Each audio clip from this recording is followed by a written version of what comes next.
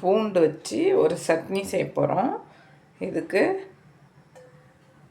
ஒரு 3 ஸ்பூன் நல்லெண்ணெய் சேர்த்துக்கலாம்.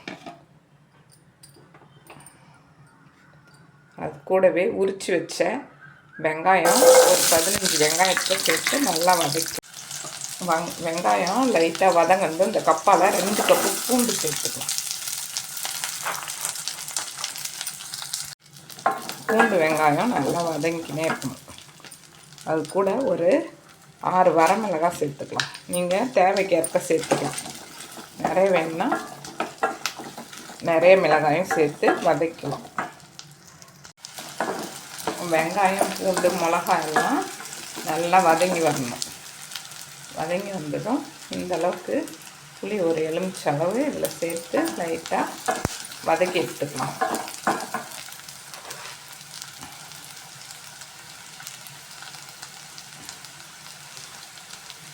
உப்பு ஒரு ஸ்பூன் சேர்த்து நல்லா ஆற வச்சு மிக்ஸி ஜாரில் சேர்த்து நைஸாக அரைச்சி எடுத்துக்கலாம்.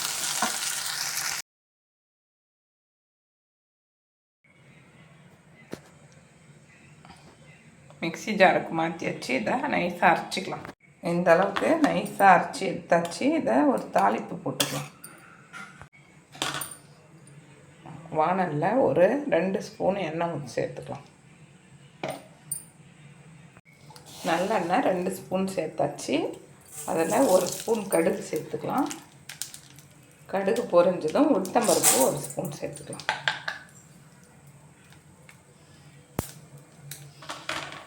அது கூடவே பெருங்காய பொடியும் ஒரு 1/2 ஸ்பூன் சேர்த்துக்கலாம். கடுகு உளுத்தம்பருப்பு நல்லா பொரிஞ்சு வந்ததும் நம்ம அரைச்சி வச்சிருக்கிற பூண்டு விழுதை சேர்த்துக்கலாம். அது கூடவே ஒரு கப்பு கருவேப்பிலையும் சேர்த்துக்கலாம். அரைச்சி வச்ச விழுதை எண்ணெயில் சேர்த்து நல்லா கலந்து விட்டுக்கலாம். சூப்பராக காரசாரமான பூண்டு புளி சட்னி ரெடி ஆகிடுது. இது இட்லி, தோசை, சப்பாத்தி, தயிர் சாதத்து கூட தொட்டு சாப்பிட சூப்பராக இருக்கும்.